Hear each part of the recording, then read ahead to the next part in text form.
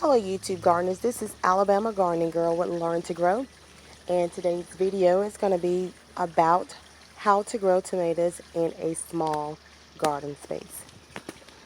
Just wanted to give you a view of what my garden currently looks like, and the AC will turn on while I'm doing this video, but we'll walk and go through it.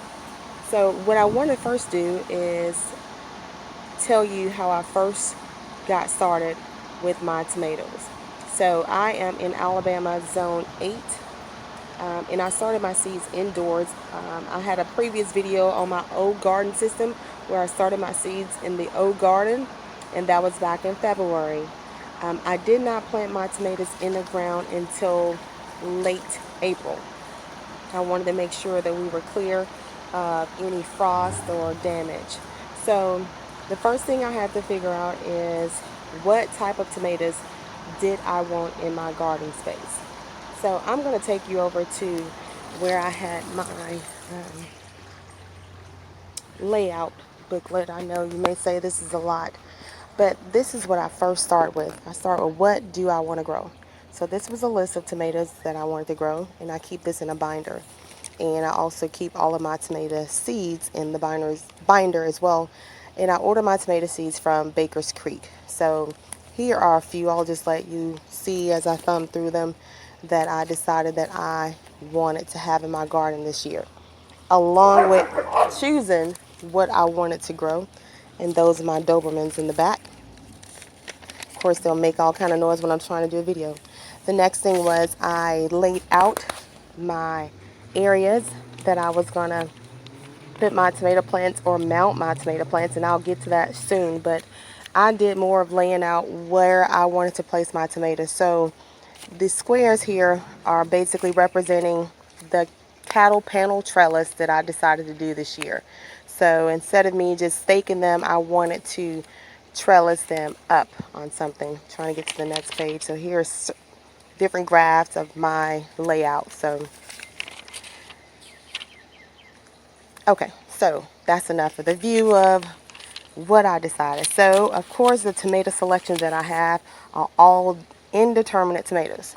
And as gardeners, all of you know that indeterminate tomatoes basically are the tomatoes that continue to grow until the growing season is up. So all of mine are indeterminate. And of course, indeterminates can grow almost up to 10 feet tall. So those were the varieties I wanted to, that's the type of tomato I wanted to grow. And that's what I did this year. So besides understanding what type I wanted to grow, I decided to do a cattle panel as a trellis. And I did two types of trellises this year. I did three. The cattle panel, I did a garden arch, and I also used some material that I had in my garden from last year, which was an old fence, and along with my shepherd hooks. So this is another set of tomatoes. These are all my slicing tomatoes, and I'm trying to speak a little bit louder because my AC unit did come on as I decided to do this video. So once I gathered that and I created these panels, now just to look at the one that we're using here, because I don't know if you can see the height of the fence, it's about 4 feet high.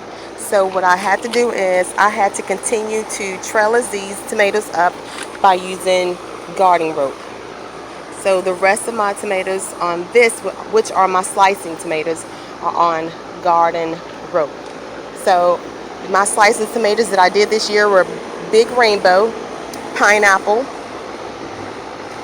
Every time I get to this, Kellogg Breakfast, and I did a variety called Stupas. So, and the reason why I did this on a cattle panel, or not cattle panel on here, but as a trellis, is because I like to grow other things besides tomatoes in my garden, and I needed more space. So I did two 8-feet panels in this space. And I'm working with less than about 300 square feet of garden space. And my varieties over here was the Atomic Grape, Brad's Atomic Grape. That's the Baker's Creek. This particular one is Indigo Apple. There's one growing at the bottom there. They have a purple top, bottom should be red, very dark type tomato variety. And if that's the indigo apple, this is the Blue Beauty. Here I have the Sun Sugar. Next I have blueberries here. The next one is Garden Delights, Rapunzel. And on the trellis I have Sun Gold, which is a staple in my garden. And here are the blackberries.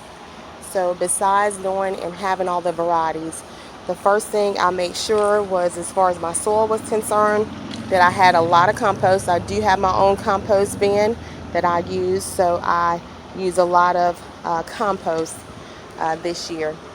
What I also decided to do this year, which I have a pepper plant in the way, was I dug a hole in this area, all along this area, and instead of me putting my compost in a pile or bin, I trenched it, and I put all my scraps along this tomato row.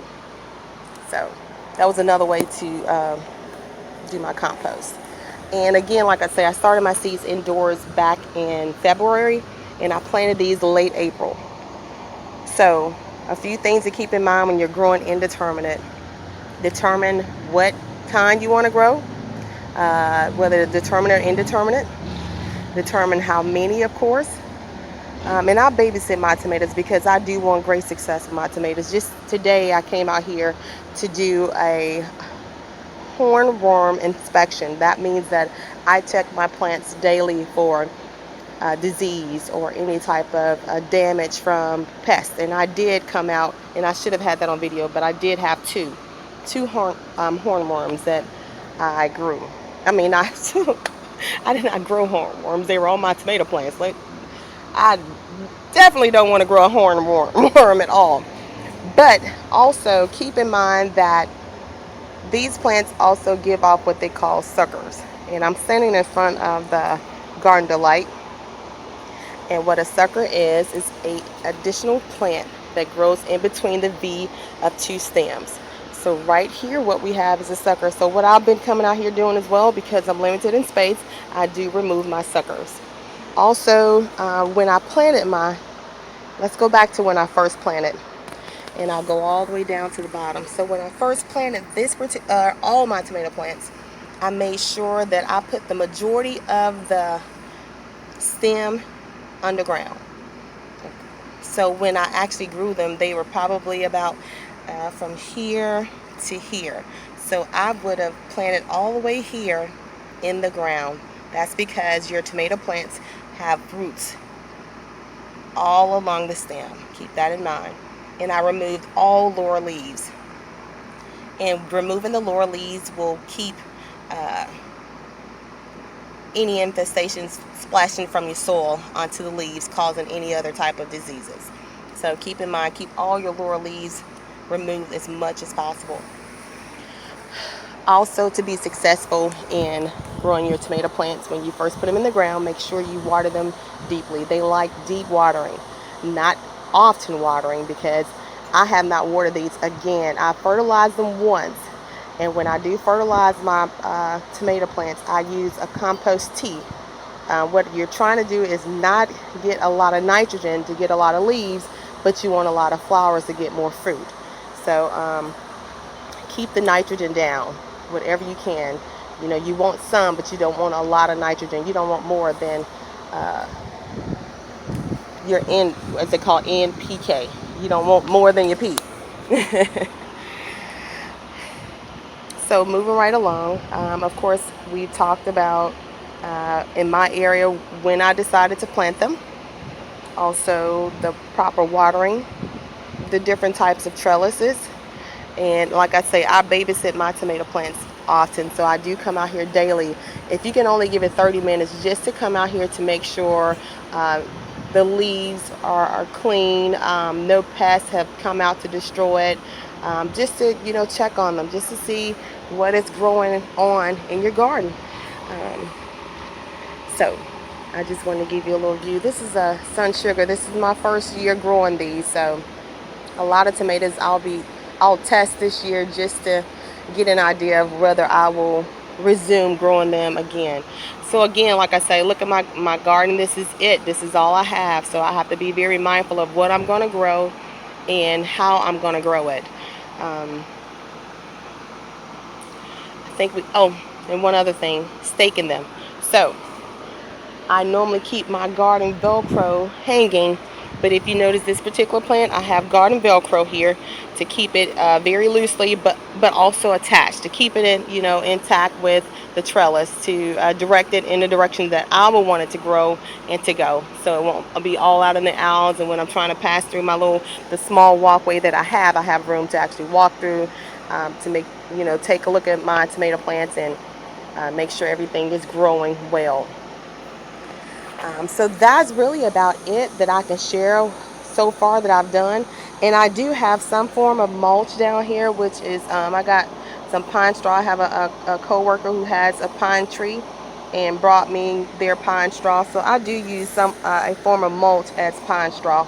I don't do it heavily because I keep a lot of compost, but I do encourage mulching as much as you can. That will keep down from you having to water tomato plants. I know it's going to get hot, but again, keep in mind, tomatoes don't like to be watered just every day real often. They like to be watered, you know, a good deep watering. And what I always try to do is keep in mind and take a look at when do I expect rain, so I won't have just watered it and then it's going to rain either the same day or the next day. Let's see what else we need to discuss. Oh, I do remove a lot of my leaves. I think I did discuss that as far as the lower part. But as a tomato plant keep trellising up, I do try to keep a lot of the leaves down. Again, we want tomatoes, not leaves.